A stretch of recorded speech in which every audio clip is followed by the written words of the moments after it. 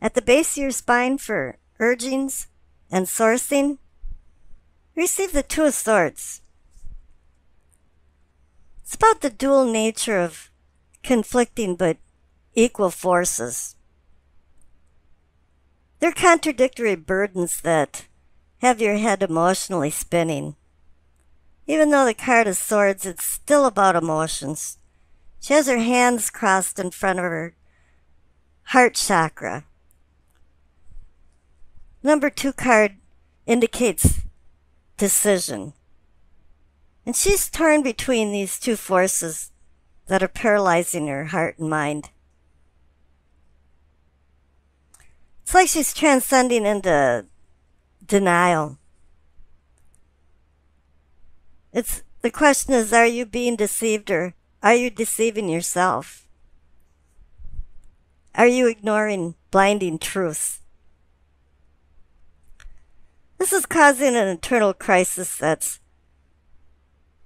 prompting you to make a decision because you're feeling hurt and trapped and in the middle of some type of dilemma that is seeking a resolution.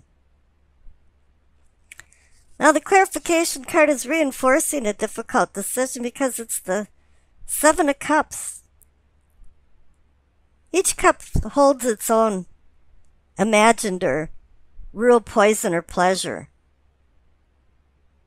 And you're wondering which one should you choose and which one should you lose? This is forcing you to analyze your level of happiness and sparking soul searching. Soul searching is a very painful exercise. It's also making you question what you really want in life and what will make you happy.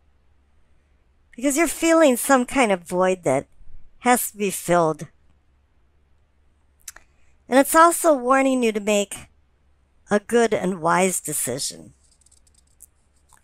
But make a decision because some type of resolution has to happen here for you to go back into a comfort zone. Now up in the pelvic and sacrum,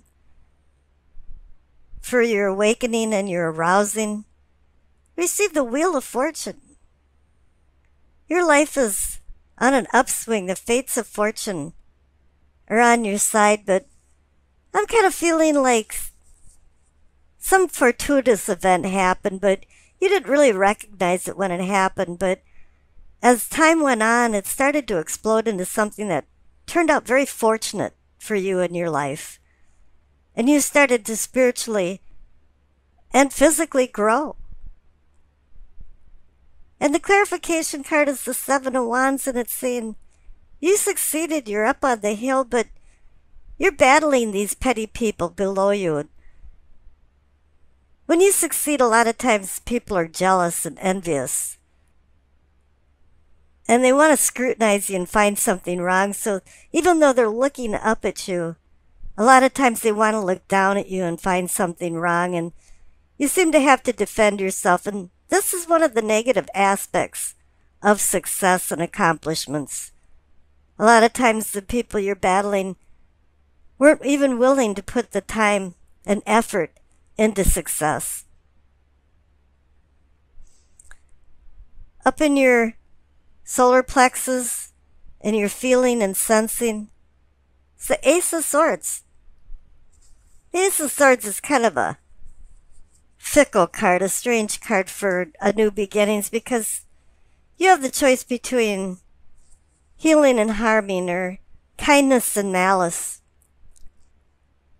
It's up to you and your free will to utilize things to your benefit and other people's benefit, because the sword can cut through the crap and get to the bottom of things, or it could be like the sickle of the Grim Reaper where it hurts people and it's a sharp, stabbing pains that you give people. But here in the clarification card is the 3 of Pentacles. It's the Architect card. It's the building card. So you have the intentions of building. And I always think of this as a teamwork card where everybody's kind of on the same sheet of music. But here I'm kind of thinking that what's more prominent is that you've accumulated some skills, some talents maybe that you haven't utilized for a long time or never have utilized in certain ways. And now you're going to go forward using these talents. Now here in the heart of the matter, in the center, is the Ten of Pentacles. You're comfortable. It can even be considered the retirement card, but you've prospered. You're content. But it's not only prosperity there, it's posterity. Is that you're going to be handing things down to the other generations. And it's not only money or material things. A lot of times you become the master and the teacher of these younger people. And they then can pass on these talents that you're teaching them. But 10 is an ending and new beginning card. So now you're ending a cycle. Even when you retire, you end up picking up new hobbies and doing a lot of different things that you never did before. And this is reinforced also by the clarification card, which is the Death card. You have a lot of things going on here, you know, new beginnings. The Death card is, you know, transformation. And it's throwing out things that aren't serving you anymore. It's a rebirth. And you have to remember that change, is not your enemy. But if you resist change, there will be loss. And things happen for a reason, and the Death card as well as the Devil card are predestined cards. It's going to happen anyway. Even if you kick and scream, it's still going to happen.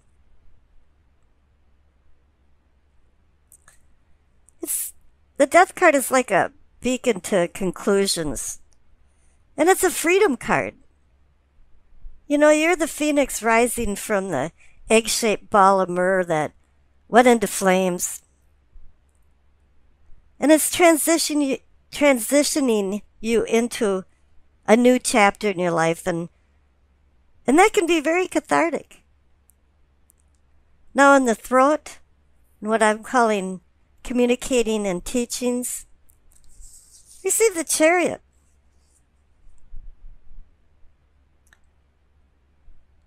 You know, the Chariot's a lot of different things. It's discipline and strength and willpower, but it's also of a spiritual evolution,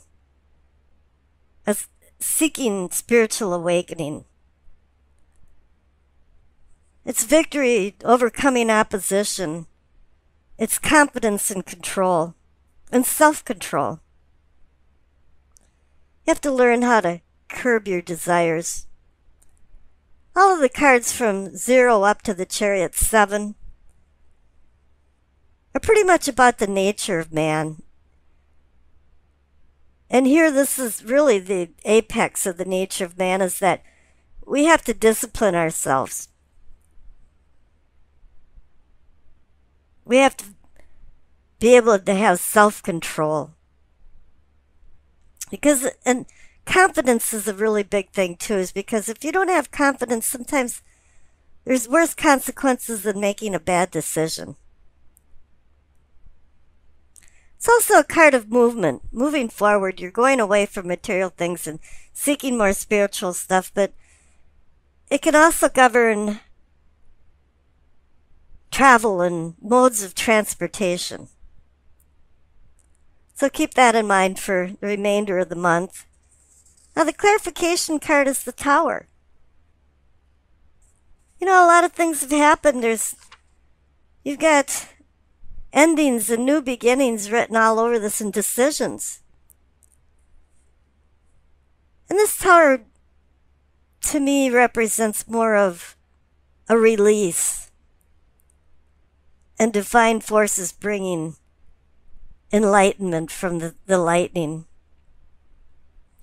We've all learned from our mistakes, and all of a sudden there's a sudden change in circumstances, and this could be you going from one unconscious level to a more conscious level. And there's a lot of things going on with the Tower, but even if there was setbacks, which is anticipated in life, a lot of times setbacks make you rethink things, and then you proceed with more confidence, and you have more of a renewal and rebuilding happening.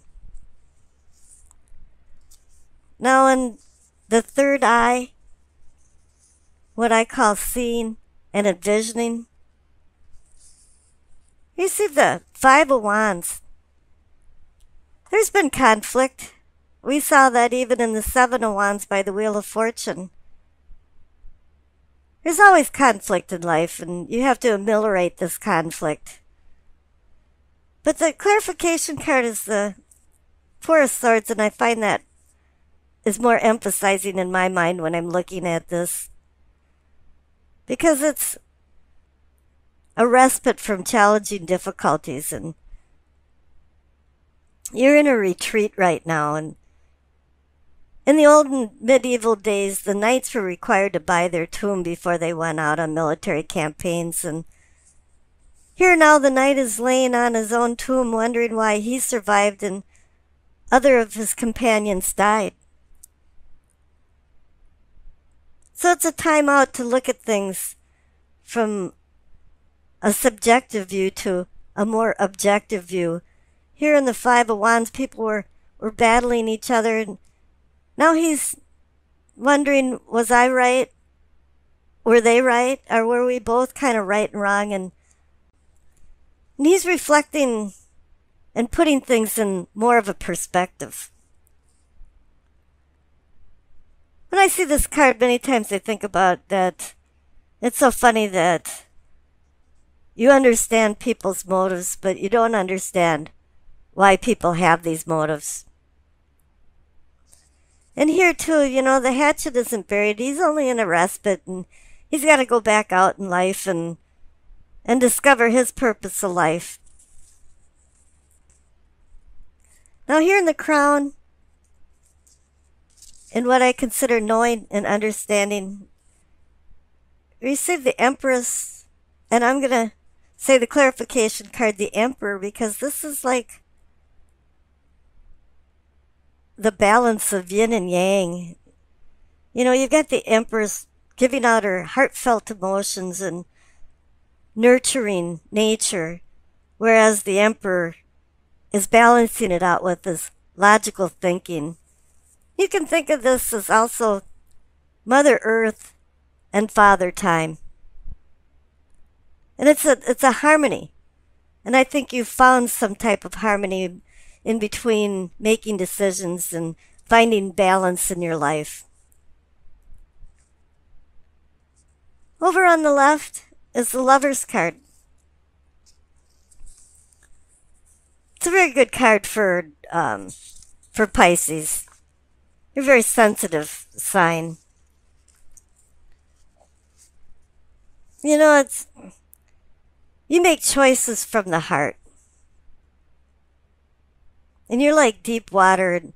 It either hides turbulence or tranquility. And your life has had a lot of ups and downs, and there's been a lot of decisions that have caused turbulence and others that have caused tranquility. And all of these decisions have influenced your life and have really culminated into your beliefs and values and what's right and wrong, and knowing the consequences involved in making the wrong decisions.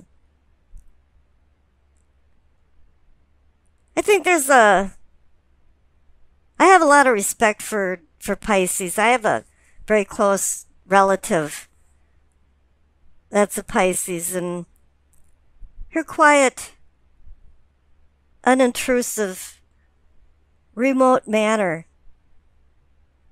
attracts people. But the reason that they're attracted is because her beauty from within comes out, and they can see that. And I think that's a lot of Pisces are like that.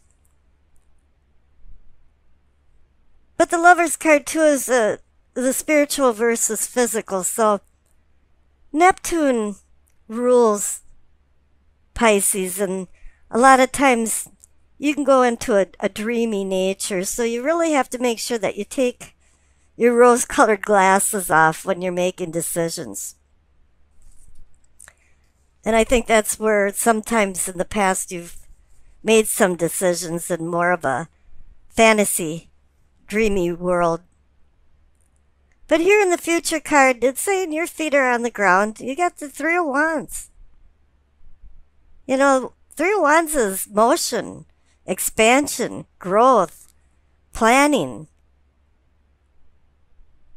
taking ideas and putting them into reality. So I think there's going to be a lot of good things coming, stable things between emotion and your material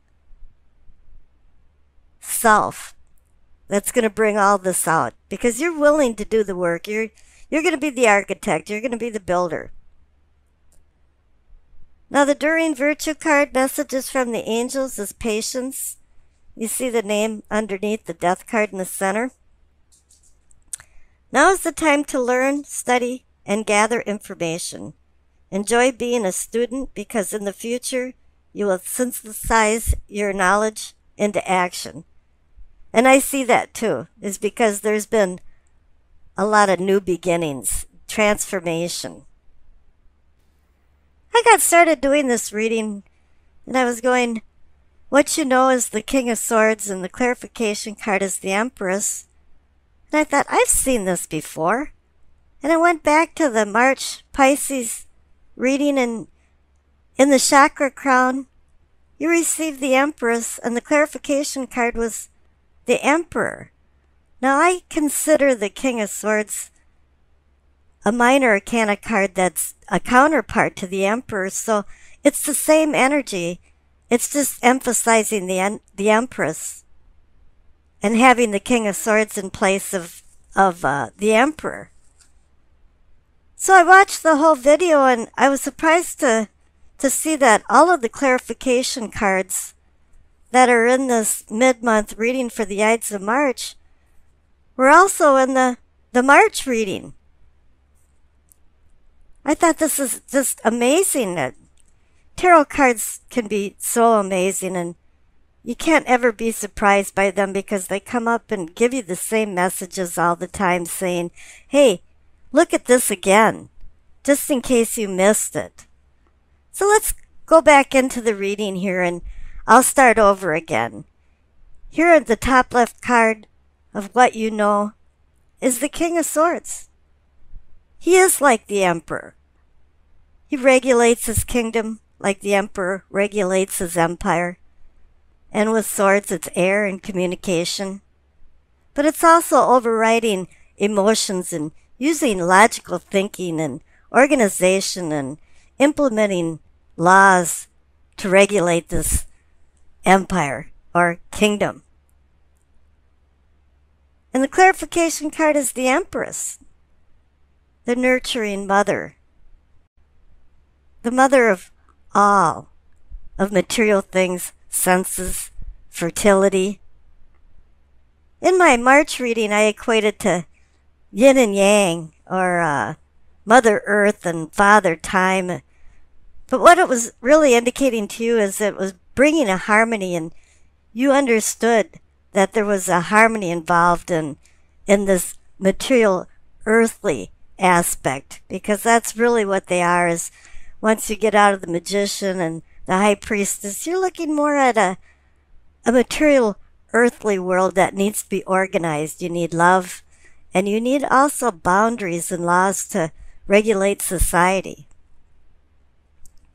Then here in what can be or is yours is the Justice card. Once again, we're into society and how it's regulated. But then again, the Justice card can also be laws of the universe. bringing it down to earth, and also bringing punishments and rewards. Because a lot of our past actions are connected to our present state of affairs, or you can think of it that you're accountable for your past in light of the present circumstances. When you see the presence of the Justice card, a lot of times it indicates that something was out of balance or is going back into balance. Libra is always looking for that. And I'd like to point out maybe somebody in your life that's a Libra is an actor or being a prominent part of your life. I don't know. But the clarification card is the Seven of Wands. Once again, that was in the March reading. And it seems like here is that you did succeed, but you're defending your beliefs. You're defending what the Justice card has told you, what is right and wrong. But you know, when you're defending something, there's a lot of resistance. People have the mindset of things that I don't want to change and I won't accept new ideas.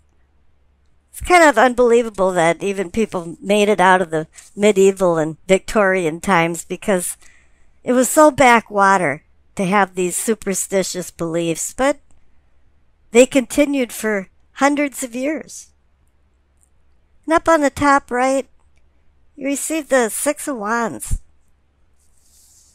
You know, you can really consider this a victory out of competition or a contest, but I'm not really seeing it that way. And it's just that you're being honored.